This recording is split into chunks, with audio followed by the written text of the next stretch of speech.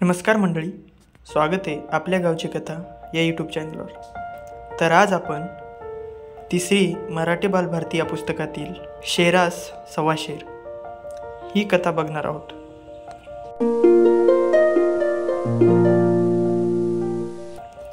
नाना काका घुंगरू काठी आपटत शेताच्या बांधावरून फिरत होते।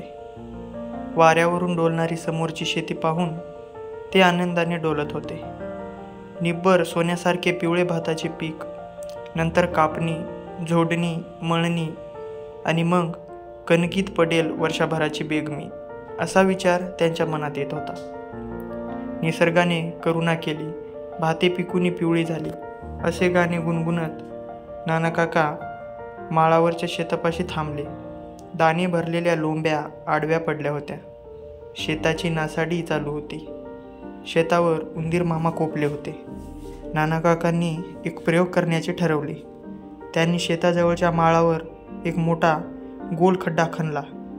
त्या खड्ड्यात पत्र्याचे एक मोठे पिंप ठेवले। ते अर्धे अधिक पाण्याने भरले। त्याच्या मोकळ्या तोंडावर एक तरफेसारखी हलकी लांब फळी बसवली। पिंपावरच्या फळीच्या टोकाला तळलेली भजी ठेवली। अंधार पडला आणि नाना काका शेतावरून घरी आले। सर्वत्र सामसूम झाल्यावर उंदरांची टोळी बाहेर पडली। तळलेल्या भज्यांच्या खमंग वासाने सर्वच उंदीर पिंपापाशी धावत आले। पिंपावर ठेवलेल्या फळीच्या एका टोकाला भजी ठेवली त्यांना दिसली। घाईघाईने 3-4 उंदीर पुढे धावले। त्यांच्या भाराने सगळेच उंदीर पिंपांच्या पाण्यात डबकन पडले। सारे बुडून मरून गेले। सकाळी सकाळी अधीरतेने नाना काका पिंपापाशी आले। आपली युक्ती सफल झालेली पाहून त्यांना खूप समाधान वाटले। संध्याकाळी पुन्हा खमंग भजी ठेवून नाना काका घरी आले। परत दुसऱ्या दिवशी सकाळी नाना काका पिंपापाशी गेले। फळीवरची भजी फस्त केलेली होती, पण पिंपामध्ये मात्र एकही उंदीर दिसला नाही। त्यांना फारच आश्चर्य वाटले। हा काय प्रकार आहे हे त्यांनी जाणून घ्यायचे ठरवले। संध्याकाळी अंधार पडायच्या सुमारास नाना काकांनी खमंग वास सुटलेली भजी फळीच्या टोकापाशी ठेवली आणि जवळच झाडाच्या आडोशाला ते लपून बसले। रात्र चांदणी होती। नीरव शांतता पसरली आणि उंदरांची फौज स्वारीवर निघाली। सर्वत्र भज्यांचा वास सुटला होता। मोठ्या अधीरतेने उंदीर पिंपापाशी जमले। आपसात काहीसे कुजबुजले।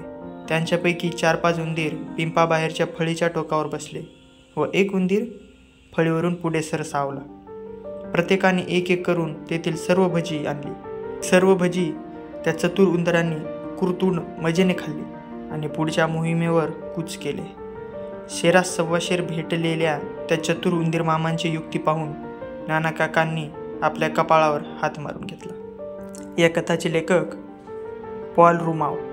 जरी कथा तुम्हाला आवडली असेल तर या व्हिडिओला एक लाईक करा व अशा छान कथा ऐकण्यासाठी आपल्या यूट्यूब चॅनलला सबस्क्राईब करा। भेटूया अशाच एका छान कथामध्ये।